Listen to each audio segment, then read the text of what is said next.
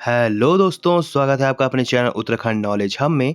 दोस्तों, आज मैं आपके लिए उत्तराखंड स्नातक स्तरीय परीक्षा वीडियो पटवारी लेखपाल रिवीजन क्लास 18th लेके आया हूं, जिसमें दोस्तों आज हम गढ़वाली व कुमाऊनी बोलियों से संबंधित महत्वपूर्ण प्रश्नोत्तरों के बारे में जानेंगे, जो कि दोस्तों परीक्षा की दृष्टि से बहुत ही ज़्यादा महत्वपूर्ण है। और दोस्तों, यह उत्तराखंड की सभी प्रतियोगी परीक्षाओं हेतु समान रूप से उपयोगी है। और दोस्तों, इस वीडियो का पीडीएफ फाइल आपको मेरे टेलीग्राम चैनल पर मिलेगा, तो आप मेरे टेलीग्राम चैनल ज्वाइन कर देना। मैं वीडियो के डिस्क्रिप्शन में टेलीग्राम का लिंक दे दूंगा। तो चलिए दोस्तों, आज का टॉपिक शुरू करते हैं। तो दोस्तों, उत्तराखंड स्नातक स्तरीय परीक्षा वीडियो पटवारी लेखपाल रिवीजन क्लास 18th में गढ़वाली व कुमाऊनी बोलियों से संबंधित महत्वपूर्ण प्रश्नोत्तरों में पहला प्रश्न है, कुमाऊनी बोली का सर्वप्रथम प्राचीन तिथियुक्त नमूना मानते हैं? तो दोस्तों, महेश्वर प्रसाद जोशी पिथौरागढ़ के दिंगाज से प्राप्त 1105 से 6 ईस्वी का अभिलेख को कुमाऊनी बोली का सर्वप्रथम प्राचीन तिथियुक्त नमूना मानते हैं। अगला प्रश्न है, कुमाऊनी बोली पर खड़ी बोली हिंदी का सर्वाधिक प्रभाव पड़ता है, जिस कारण इसे कहते हैं? तो दोस्तों, इस कारण इसे पहाड़ी हिंदी कहते हैं। अगला प्रश्न है, कुमाऊनी भाषा के संबंध में दो दृष्टिकोण है, जिसमें पहला कुमाऊनी का विकास दरद खस पैसाची एवं प्राकृत से हुआ है, जबकि दूसरा दृष्टिकोण कुमाऊनी का विकास हुआ है। तो दोस्तों, इसका विकास हुआ है सौर सैनी अभ्रंश से। अगला प्रश्न है, गियर्सन सुनीति कुमार चटर्जी कुमाऊनी का विकास खस दरद से मानते हैं, जिसके अनुसरण में डी शर्मा कुमाऊनी बोली का मूल स्रोत मानते हैं। तो यह कुमाऊनी बोली का मूल स्रोत दरद पहाड़ी को मानते हैं।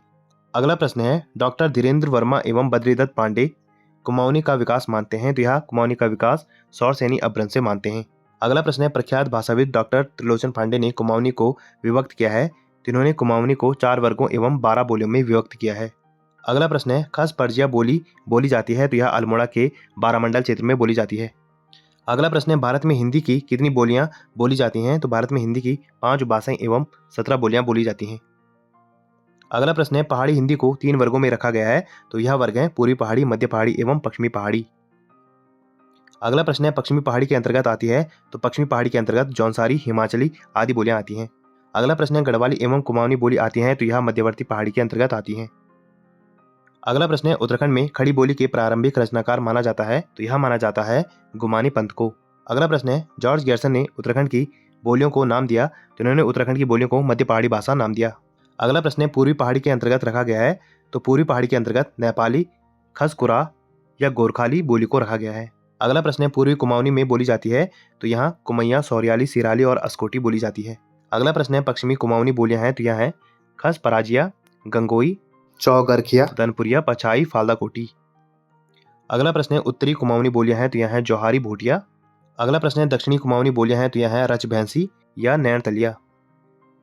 अगला प्रश्न है, गोरखाली बोली है? तो यह बोली नेपाल से लगे क्षेत्र एवं अल्मोड़ा आदि स्थानों में प्रवासी गोरखों की बोली है।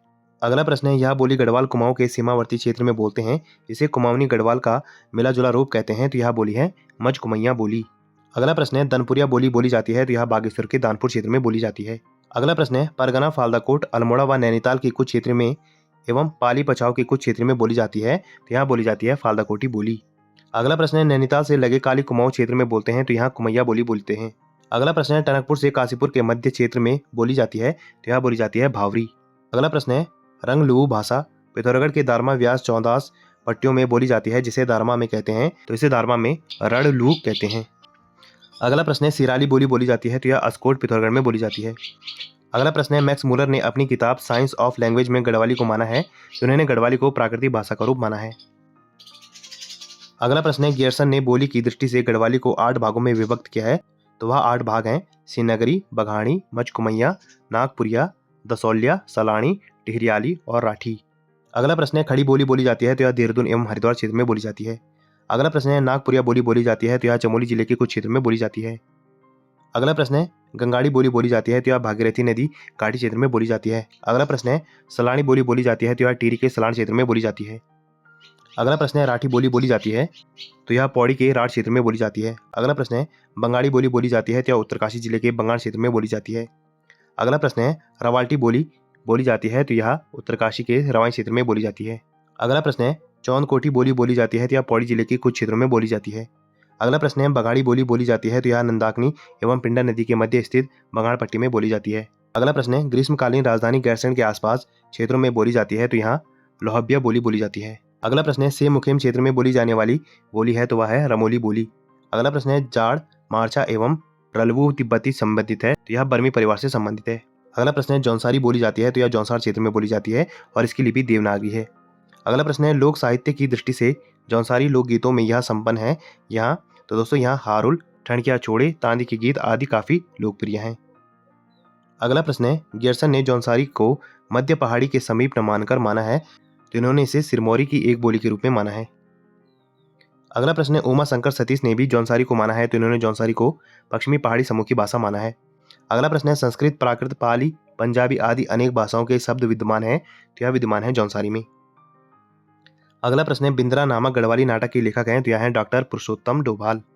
अगला प्रश्न है सिंह पल्योणा मुहावरे का अर्थ है तो इसका अर्थ है लड़ाई के लिए तैयार होना। अगला प्रश्न है फ्योली क्या है तो यह बसंत में उगने वाला पीला फूल है। अगला प्रश्न है कुमाऊनी के प्रथम कवि हैं तो यह है लोकरत्न पंत गुमानी जी। अगला प्रश्न है प्राचीन साहित्य में कुमाऊनी के लिए प्रयोग हुआ है तो प्राचीन साहित्य में कुमाऊनी के लिए पर्वतीय भाषा तथा कूर्मांचलीय भाषा का नाम प्रयुक्त हुआ है। तो दोस्तों आज हमने उत्तराखंड स्नातक स्तरीय परीक्षा वीडियो वीपीडीओ पटवारी लेखपाल रिवीजन क्लास 18th देखी, जिसमें दोस्तों आज हमने उत्तराखंड की कुमाऊनी व गढ़वाली बोलियों से संबंधित महत्वपूर्ण प्रश्नोत्तर के बारे में जाना, जो कि दोस्तों परीक्षा की दृष्टि से बहुत ही ज़्यादा महत्वपूर्ण है। और ऐसी ज्ञानवर्धक वीडियो के लिए दोस्तों हमें चैनल को लाइक कीजिए, कमेंट कीजिए, शेयर कीजिए, सब्सक्राइब कीजिए और इंस्टाग्राम पे फॉलो कीजिए। और इस वीडियो की पीडीएफ फाइल के लिए आप मुझे मेरे टेलीग्राम चैनल पर ज्वाइन कीजिए, वहाँ आपको इस वीडियो की पीडीएफ फाइल मिल जाएगी। और जितना हो सके दोस्तों इस वीडियो को अपने यार दोस्तों के साथ शेयर कीजिए और मेरे चैनल को ज़्यादा से ज़्यादा सब्सक्राइब कीजिए। Thank you.